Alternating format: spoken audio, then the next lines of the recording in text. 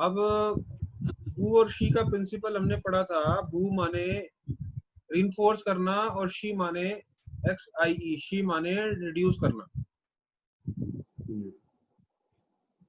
तो सवाल ये आता है कि कैसे पता लगेगा कि बू कहाँ करना है, बढ़ाना कहाँ एनर्जी को और घटाना कहाँ पे है। ये बहुत इंपॉर्टेंट क्वेश्चन है। तो इंक्रीज जनरली यिन ऑर्गन के अंदर, ये याद रखिए जितनी भी नई बीमारी होती है वो ज्यादातर एक्सिस की बीमारियां होती है। नई बीमारी का मतलब क्या हुआ, जैसे कि जुकाम हो गया। जुकाम कैसे होता है, आप बाहर गए, एक्सपोज हो गए, हवा लगी ठंडी और जुकाम हो गया 1 घंटे के अंदर, 5 मिनट में हो जाता है। मतलब आपने देखा होगा अचानक आइसक्रीम खाई, बारिश में भीग गए, छींके मारने लगे, तो 5 मिनट के अंदर जुकाम पकड़ लेता है, घर तक आते आते बुखार भी हो जाता है। ये सब क्या है, एक्सेस के सिम्टम है, यांग सिम्टम है। अचानक चीजों का अचानक होना, तूफान के जैसे हो जाना, बुखार हो जाना अचानक, ये यांग सिम्टम है। पेट में दर्द अचानक, शादी में गए, 2 रसगुल्ले खाए, 4 रसमलाई खाई, 3 आइसक्रीम खा ली, ऊपर से गाजर का हलवा खा लिया, फिर कॉफी पी ली, फिर दही बल्ला खा लिया, फिर वो सोडा वाटर पी लिया, वो घर तक आते आते पेट दर्द शुरू, भयंकर, यांग सिम्टम है। एक्सेस, ये सारे एक्सेस के सिम्टम है ज्यादा। और जितनी भी पुरानी बीमारियां होती हैं, यिन यिन problems are generally deficiency symptoms, problem of deficiency. जैसे डायबिटीज है, ब्लड प्रेशर है, थायराइड है, जितनी भी यिन प्रॉब्लम्स हैं जो कि अंदर गहरे जाके जम गई हैं, इनको यिन सिम्टम्स कहते हैं। वो generally are the problem of deficiency, उनको बू करना पड़ता है। और जो यांग प्रॉब्लम है उनको शी करना पड़ता है। तो बू करने के लिए आपको सारे रूल्स मैंने बता दिए। इसको एंटी क्लॉकवाइज स्टिमुलेशन करते हैं, उसको क्लॉकवाइज करते हैं, गोल्ड निडल, सिल्वर निडल, ये वो सब आपने पढ़। अब जितने भी हमारे पास पेशेंट आते हैं वो जनरली क्रॉनिक होते हैं। 99% प्रॉब्लम तो हमारे पास क्रॉनिक आती हैं। कोई बुखार को लेके आपके पास, अनलेस एंड अनटिल आपके घर में कोई इमरजेंसी ना आ जाए, तो जनरली वैसे लोग आपके पास आएंगे नहीं। ऐसा नहीं है कि चलो एक्यूपंक्चर क्लिनिक है तो बुखार का इलाज करा लें, वो प्रेफर करेगा कि एक वो क्रोसिन खा ले। तो आपको जनरली अपनी प्रैक्टिस में बू ही करना होता है, शी कभी नहीं करना पड़ता। Very rarely you need to do she. तो बू करने के लिए आपको जो जो प्रिंसिपल्स बताए हैं, जो रूल्स आपने समझे हैं, वो फॉलो करना।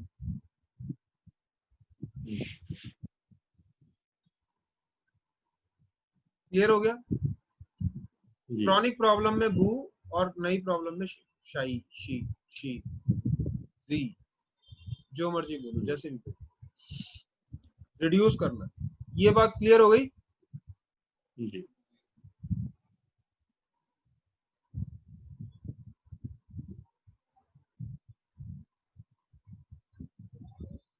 तो जितने भी पुराने पेशेंट्स होते हैं ना, उनको निडल निकालते वक्त स्लोली निकालना पड़ता है, स्लोली निकालना है ताकि वो बू हो जाए। झटके से नहीं निकालना, निडल को आराम से निकालना चाहिए।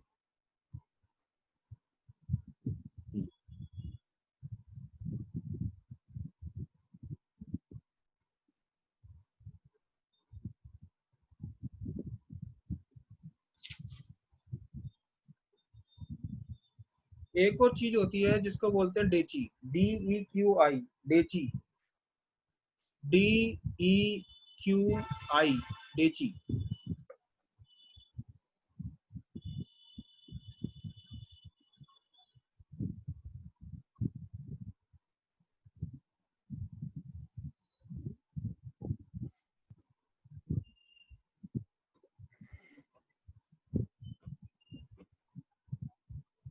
डेची एक स्पेशल सेंसेशन है जो एक्यूपंक्चर करने के लिए, जब हम एक्यूपंक्चर करते हैं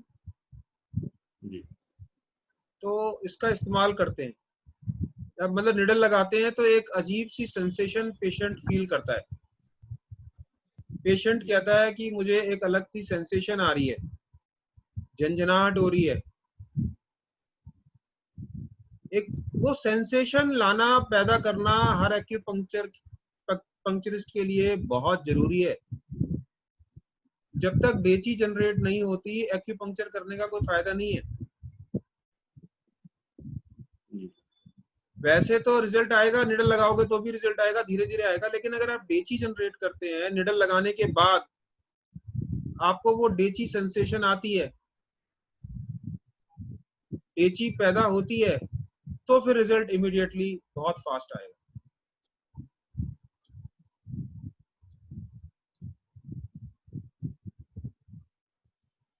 ये एक बहुत इंपॉर्टेंट एस्पेक्ट है एक्यूपंक्चर करने का। कई एक्यूपंक्चरिस्ट डेची जनरेट ही नहीं करते, ना कर पाते, वो रिजल्ट नहीं आते, वो थोड़ा बहुत रिजल्ट आ जाता है, फिर नहीं आता, फिर आता है। डेची को जनरेट करना बहुत जरूरी है, और सब पॉइंट्स पे नहीं तो 2-4 पॉइंट्स पे डेची जरूर जनरेट होनी चाहिए। डेची जिस दिन जनरेट होगी उस दिन पेशेंट अगले दिन बोलेगा मेरे को बहुत आराम है, और जिस दिन डेची जनरेट नहीं, आपको खुद पता लग जाता है लगाते लगाते कि डेची नहीं आ रही है, आज सुई लग नहीं पा रही ढंग से। इसीलिए मैं कहता हूँ कि एक्यूपंक्चर तो बहुत स्पेशलाइज्ड टेक्निक है, बिल्कुल सर्जरी जैसी है। इसको मजाक में तो लोगे तो फिर पेशेंट भी मजाक में लेगा, तो आप भी मजाक में लोगे तो फिर कुछ होगा नहीं। और अगर आपने डेची जनरेट कर दी जिस दिन, आपको खुद पता लग जाएगा, आप पेशेंट को कह दोगे कल तेरे को बहुत आराम आएगा, और कि जिस दिन नहीं जनरेट होगी वो आपको पता लग जाएगा डेची तो हुई नहीं आज, बस लगा दी है निडल मैंने, मन ही नहीं कर रहा था, थका हुआ हूँ, ये वो, डेची नहीं आ रही। डेची नहीं आ रही तो पेशेंट क्या बोलेगा? कुछ नहीं, अगले दिन आके बोलेगा जी मुझे आराम नहीं आ रहा। तो ये ऐसा नहीं है कि पंक्चर हर आदमी के हाथ के अंदर ही अलग अलग हुनर आ जाता है, ये आपको करते करते समझ में आएगा। ये सर्जरी जैसा है, जैसे देखो मैंने पहले भी समझाया था, acupuncture is like a surgery. वो 3-4 डॉक्टर होते हैं, लेकिन हर आदमी उसी एक डॉक्टर के पास जाना चाहता है, सर्जरी के मामले में खासकर। कहते हैं जी बड़ा अच्छे टांके लगाता, पता ही नहीं चलता, या बड़ी अच्छी सर्जरी करता है, इसका हाथ ऐसा बढ़िया। कई कई डॉक्टर्स के हाथ में ऐसा हुनर है। दवाई देना एक कोई हुनर नहीं है, मैं बताऊं, हर डॉक्टर दवाई देता है, सेम दवाई है, लेकिन सर्जन बनना और सर्जरी करना तो वाकई एक कलाकारी का काम है। एक सेकंड होल्ड करना। रावत जी कैसे हैं? नमस्ते सर, कैसे?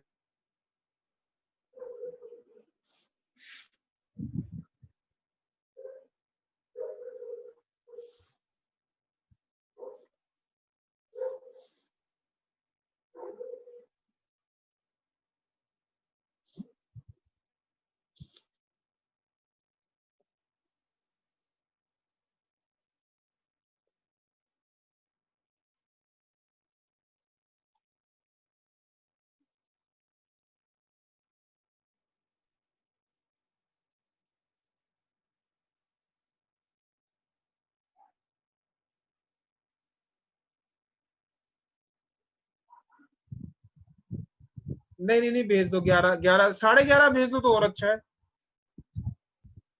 अच्छा ठीक ठीक है, ठीक है, आप 11:30 आ जाओ जी, आ जाओ सर, रावत साहब आ जाओ।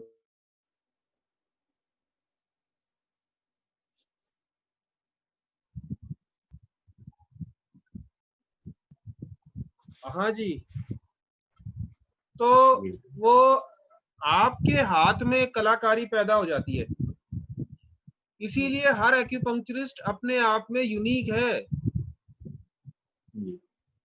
जिसने सफिशिएंट प्रैक्टिस नहीं की है किसी सीनियर के साथ खड़े होके बैठ के, उसका हाथ में कलाकारी नहीं आएगी। एक्यूपंक्चर लगाना, एक्यूपंक्चर करना एक कलाकारी है, ये विश्वास करो मेरी बात को। आपके आपके हाथ से पेशेंट बोलेगा कि आप कैसे सुई लगाते हो, मजा आ जाता है। मतलब पेशेंट को सुई लगते लगते आप उसको देखेंगे कि उसके चेहरे के बदलाव आने शुरू हो जाते हैं।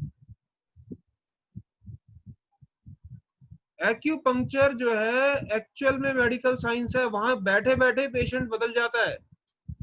बाकी जगह तो जाएगा खाएगा दवाई, उसमें दवाई की करामात है, आपकी कोई करामात नहीं है। सच कह रहा हूँ, आपकी कोई करामात नहीं, चाहे आप एलोपैथिक डॉक्टर हैं, चाहे होम्योपैथिक हैं, चाहे आयुर्वेद, दवाई काम कर रही है।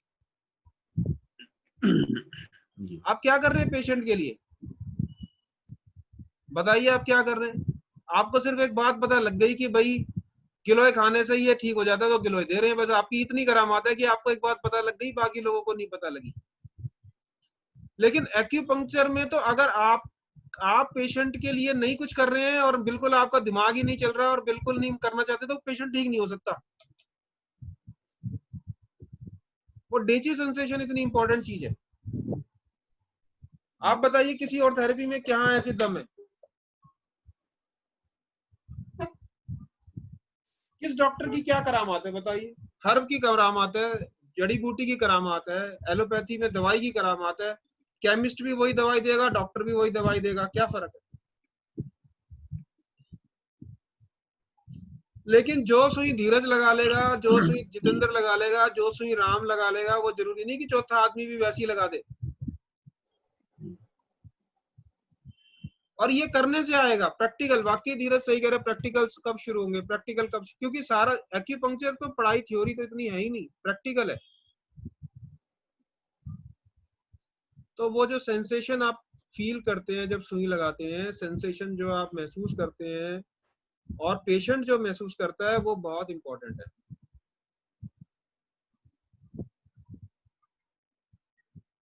तो इसीलिए एक्यूपंक्चर एक बहुत ही प्रैक्टिकल साइंस है। मैं इसको बार बार कहता हूँ कि एक्यूपंक्चरिस्ट, कई लोग अभी इतना सीरियसली नहीं समझ पाते बात को, कई पेशेंट भी सीरियसली नहीं लेते डॉक्टर को, एक्यूपंक्चरिस्ट को। बट एक्यूपंक्चरिस्ट का ध्यान, दिमाग, हाथ सब इतना सधा होना चाहिए कि वो सर्जन जैसा है। उसका काम सर्जन है, सर्जन है एक्यूपंक्चरिस्ट एक तरह का। जैसे सर्जन का दिमाग, हाथ सब बिल्कुल कंसंट्रेशन के साथ चलते हैं, तब जाके एक अच्छी सर्जरी पैदा होती है, नहीं तो नहीं हो सकती सर्जरी। आपने डायसेक्शन नहीं किए होंगे कभी, हमने हर जीव के ऊपर डायसेक्शन करा है, जोंक के ऊपर करा है, हेडुनेरिया जिसको बोलते हैं, और रैट्स के ऊपर करे हैं, फ्रॉग के ऊपर डायसेक्शन करें। अगर आपका हाथ हिल रहा है, अगर आपका हाथ कंसंट्रेटेड नहीं है, अगर आपका दिमाग कंसंट्रेटेड नहीं है, आप नस को काट दोगे।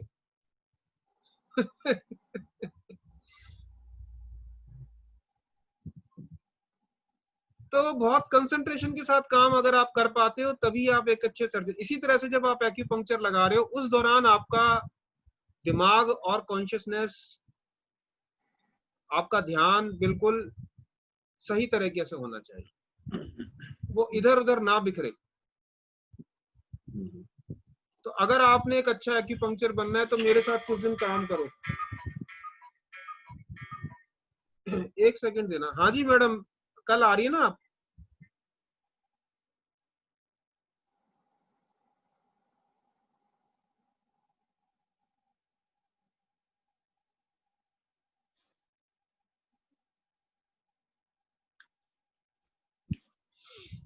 तो कुछ दिन अगर बैठ के प्रैक्टिस करोगे तो बहुत कुछ सीखने को मिलेगा। साथ में प्रैक्टिस करो, जल्दबाजी मत करो। जिन जिन लोगों ने जल्दबाजी की, एक एग्जांपल मैं दूंगा, विपुल लड़का था, बहुत जल्दबाजी चला गया, फिर अब आया बाद में कि मुझे सिखाओ। जल्दबाजी मत करना। एक्यूपंक्चरिस्ट अच्छा बनना है तो जल्दबाजी में काम नहीं बनेगा आपका। अपने आप को टाइम दो, इस विद्या को सीखने में टाइम दो, क्योंकि ये कोई सिलेबस तो खत्म करना मेरे लिए 15 दिन का काम है, मैं 15 दिन में सारा सिलेबस खत्म करके रख दूं। लेकिन जो असली खेल है वो मेरे साथ बैठ के सुई लगाना सीखना, और वो मैं सिखाऊंगा आपको ढंग से, कैसे लगाते हैं, कैसे सेंसेशन पैदा करते हैं। वो चीज सीखोगे तो फिर आप देखना आपके हाथ में क्या करामात पैदा होगी। भाई खाना ही तो बनाना है, खाना तो सब वही हल्दी नमक तेल वो तो सभी के पास है। कोई खाना अच्छा बनाता है, कोई खराब बनाता है, उसमें क्या है कि नहीं? मसाले तो वही डलने हैं, हल्दी नमक गरम मसाला और जीरा, और क्या डलता है। तो ये आज का सबक है। आज हम अपनी क्लास को यही विश्राम देंगे और कल सैटरडे है, कल फिर देखते हैं, कल क्लास करते हैं। आप लोग आए। जितेंद्र जी कैसे हैं? दुनियादारी ठीक चल रही है? थे राम सिंह जी आप बात कर लेना, रामवीर जी उनसे, हिम्मत सिंह जी से, देखना क्या है उनके फादर की हालचाल कैसे चल रहे हैं। कोई उनको हेल्प चाहिए तो पूछिए हमसे, कोई हेल्प किसी तरह की चाहिए या मुझे कॉल करना चाहें तो कर सकते हैं। वो ऐसा ना फील करें। अगर कोई गाइडेंस चाहिए, कोई बात समझनी है कुछ, वो तो मैंने तो उनको कहा था कि आप अपने पेशेंट को निकाल लो यहाँ से, कोई दिक्कत नहीं है। हॉस्पिटल में वो कह रहे हैं रुको ये हो जाएगा वो हो जाएगा, मैं कोई परेशानी नहीं है। और साथ में अर्जुन की छाल का चूर्ण तो उनको शुरू कर देना चाहिए इमीडिएटली। जी वहां रहते रहते ही शुरू कर दें, कर सर। लेना अगर आप कुछ हैं। क्वेश्चन सर, पहले आप क्लियर कर लीजिए, मैं बाद में पूछूंगा। हैं जितेंद्र जी? आप बता रहे थे कुछ, सॉरी मैं बीच में बोल पड़ा, और मेरे नहीं कुछ कुछ नहीं, क्वेश्चन थे। मैंने कहा वही उनके जो फ्रेंड है ना हिम्मत सिंह जी, उनके फादर को हार्ट में कुछ प्रॉब्लम आ गई है, तो अगर उनको कुछ हेल्प चाहिए, कुछ बात पता करनी है, ऐसे कंफ्यूज ना हो। कई बार क्या होता है ना मेडिकल फील्ड में, कई लोग ऐसे होते हैं वो मिसगाइड कर देते हैं और वो 3-4 लाख रुपए का खर्चा बता दिया उनको, वो बात करूंगा बेमतलब की सर। बातें लग रही है मुझे, तो कुछ जच नहीं रही बात। मैंने उनको कहा था एक सेकंड ओपिनियन जरूर ले लो। तो क्या है ना, ऐसे में रिश्तेदार जो है ना वो सर पे बैठ जाते हैं, वो नहीं नहीं नहीं नहीं ऐसा हो जाएगा वैसा हो जाएगा, बड़ी परेशानी में आ जाता है आदमी। वो हेल्प तो करते नहीं है। मैंने कहा तुम सेकंड ओपिनियन तो ले लो, इसमें क्या है, सेकंड ओपिनियन लेने में क्या जाता है। एक दूसरे डॉक्टर से पूछने में क्या जाता है। ये मैं नहीं कह रहा कि आप मत कराओ, पर एक सेकंड ओपिनियन ले लो, दूसरे हॉस्पिटल में ले जाके एक बार दिखा दो। आजकल कोरोना के टाइम में एक तो इतनी मुसीबत वैसी है।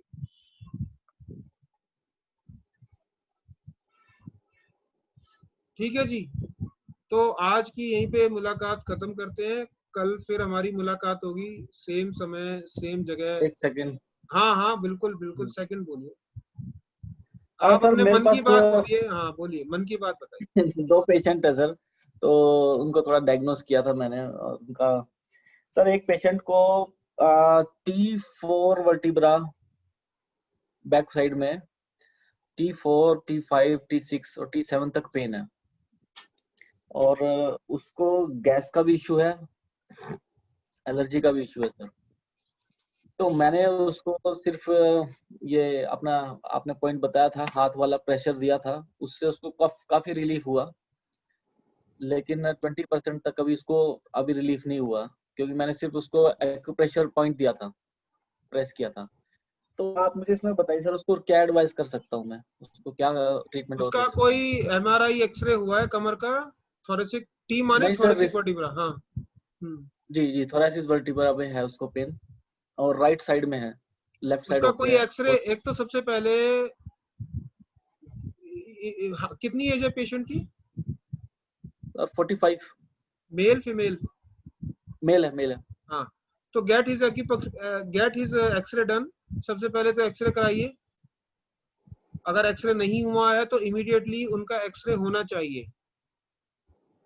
उसका ओके, फायदा ये होता है, एक्सरे कोई महंगी चीज नहीं है, 300 रुपए में हो जाता है, 300 350 रुपए में। हो जाएगा। तो उसका फायदा ये होता है, एक तो पेशेंट को भी कन्विंस हो जाता है कि उसको क्या प्रॉब्लम है, और हमें भी पता लग जाता है कि क्या प्रॉब्लम है। तो ओके, एक्यूप्रेशर कराइए, सॉरी एक्सरे कराइए। एक्सरे, और उसके बाद उनको क्या एलर्जी भी हो रही है। एलर्जी का उसको सबसे सर अच्छा, गैस का, उसको दो प्रॉब्लम मेजर है उसके ना। एक्चुअली क्या है, बॉडी में हीट बहुत ज्यादा है, तो वो ठंडा पानी बहुत ज्यादा पीता है, तो उसकी तासीर खराब हो चुकी है। जैसे उसने लिवर टू लिवर क्या, to liver to liver to लगा दो। हीट एक्सेस में है ना, लिवर टू लगा दो। पैर की लिवर टू की पोजीशन देख लेना आप बुक में, लिवर टू ठीक, लगा दो। लिवर टू से उसको बहुत हीट कम हो जाएगी और बहुत बर्निंग सेंसेशन भी होगी यूरिन में उसको। जी यूरिन पेट में में बर्निंग। उसको काफी जलन रहती है, एसिडिटी भी है उसको, हाँ, गैस भी बहुत ज्यादा है। लिवर टू लगा दो उसको, 2-3 दिन लिवर टू लगाओ, बहुत आराम आएगा। ठीक है, ठीक है। और उसको है एलर्जी सर, एलर्जी काफी पुरानी है, उसको करीब 15 साल पुरानी एलर्जी है, दाग आ जाते हैं, एलर्जी के लिए जख्म के। SP9 SP10 दो पॉइंट है। SP9 खासकर बहुत इंपॉर्टेंट पॉइंट है। Okay sir. SP9 को सी ऑफ ब्लड बोलते हैं, खून की संबंधित जो भी बीमारी हो SP9 से लगा सकते हैं। ठीक है। बाकी पेशेंट को पूरा उसकी केस हिस्ट्री पकड़ना पड़ेगी। मेरे को आपकी बात समझ के ही आ रहा है SP9 और लिवर 2 लगा दीजिए, फायदा होगा उसको। ठीक है। और सर एक तो है उसके हाथ पैरों में ना, खासकर हाथ में, पेट में और कमर में, ये साइड में गांठें आ रही है सर, मोटी मोटी मांस की गांठें है, उसमें पेन कुछ नहीं है, खुजली कुछ नहीं है, छोटी बड़ी बड़ी गांठें पड़ रही है। अगर ये जो सॉफ्ट टिश्यू की गांठें होती हैं उसको बोलो पड़े रहने दें, इनके चक्कर में ना पड़े। हम्म। वो क्या है, उनको गलाने के चक्कर में ना पड़ो तो अच्छा है। जी जी जी। वैसे तो एक्यूपंक्चर से भी और आयुर्वेद से भी वो गांठें गल सकती हैं, लेकिन वो सॉफ्ट टिश्यू होते हैं, उनको छेड़ाखानी नहीं करोगे तो जिंदगी भर ऐसी रहेंगी। और अगर उसने छेड़ाखानी कर होम्योपैथी की दवाई ली थी सर, बता रहा था वो, जैसे ही उसने 2 बार दवाई ली है उसके बाद वो और भी ज्यादा बढ़ गई। वो चक्कर में, कलकत्ता का लड़का है और देसी दवाई उसने कुछ ऐसी ली थी, उसको सूट नहीं हुई सर वो, तभी गांठें बढ़ती जा रही है उसको ये।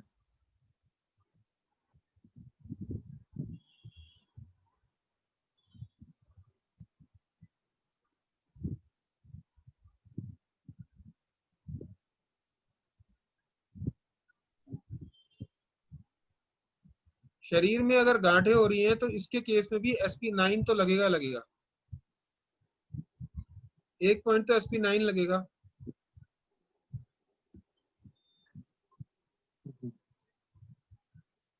कुछ दिन SP9 लगाओ, अगर वो रिड्यूस होती हैं तो मुझे बताओ, फिर दोनों तरफ लगाना, बाइलेटरल दोनों पैरों में SP9 लगाओ, कुछ दिन खाली SP9 लगाओ। Okay sir. और ये काफी पुरानी हो चुकी है सर, कोई बात नहीं, 10 साल से ज्यादा हो पुरानी गए। नई से कोई बात नहीं, सिर्फ टाइम का ही फर्क होता है, सारी चीज ठीक हो जाती है, पुरानी नई कोई। वैसे तो मेडिकली तो ये कोई खतरनाक चीज नहीं है। हम्म होती रहती है, पड़ी रहती है, उनको छेड़ो मत। हम्म। ठीक है सर। वैसे इसका कारण क्या है सर, प्रोटीन के एक्सेस सॉफ्ट की वजह टिश्यू से है, हुआ है? सॉफ्ट टिश्यू इकट्ठे हो जाते हैं, आदमी जब एक्सरसाइज वगैरह बिल्कुल ही नहीं कर पाता ना, बॉडी से ओके। टॉक्सिन्स निकल नहीं पाते हैं, तो वो क्या होता है, सब यहाँ यहाँ गांठें बना जाते हैं। अगर आदमी रोज एक्सरसाइज कर रहा है, मालिश कर रहा है हल्की हल्की, तो ये सब गांठें नहीं बनती, गलती रहती है। आज हम्म। इसको हमारे यहाँ की पंक्चर में एक और सिस्टम है जिसको तुइना मसाज बोलते हैं। मसाज करना भी एक्यूपंक्चर का एक बहुत बड़ा हिस्सा है। मेरिडियंस के ऊपर मसाज की जाती है, जैसे मेरिडियंस है तो मेरिडियंस को मसाज दी जाती है, एनर्जी सर्कुलेशन प्रॉपर रहे। हम लोग भी अगर डेली अपने हाथ पैरों में मसाज करते हैं तो बहुत सारी बीमारियों से बचे रहते हैं, मेरिडियंस खुलते रहते हैं ना, जी एनर्जी ब्लॉक नहीं हो पाती। आयुर्वेद में जी, भी आपने मसाज का बताया। कॉन्सेप्ट है, जी एक्यूपंक्चर में भी है, नेचुरोपैथी में मसाज तो सबसे इंपॉर्टेंट चीज है। आयुर्वेद में भी मसाज है, क्यों धीरज जी? आप खाली जी गुरु दवाई जी, से सही बिल्कुल चीज गुरु नहीं जी। कर सकते, मसाज बहुत इंपॉर्टेंट है, आयुर्वेदिक जी गुरु जी। मसाज। और ये सारा केरला वालों का तो मसाज के ऊपर टिका हुआ है सारा सिस्टम, जी तरह गुरु जी, तरह के बिल्कुल। ऑयल से मसाज करते हैं वो लोग। तो हर चीज खाली जी दवाई से ही ठीक हो जाएगी ऐसा नहीं होता। अगर खाली चीज दवाई से ठीक हो जाती तो आयुर्वेद पंचकर्मा क्यों बनाता है? वो सारे क्लींजिंग, सारे जो जो कुंजल है, वस्ती है, धौती है, नौली, ये सब क्रियाएं क्यों कराई जाती?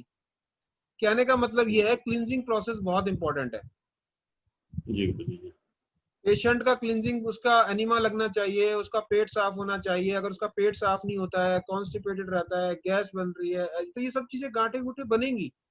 पेट को सही रखना बहुत जरूरी है, खाने जी पीने का परहेज करना बहुत जरूरी है। आयुर्वेद में भी देखिए, खाली आयुर्वेद क्या कहता है, कफ के लिए सबसे अच्छी थेरेपी क्या है? अगर किसी को कफ, जैसे कोरोना को ही ले ले, कफ के लिए सबसे अच्छी थेरेपी क्या है?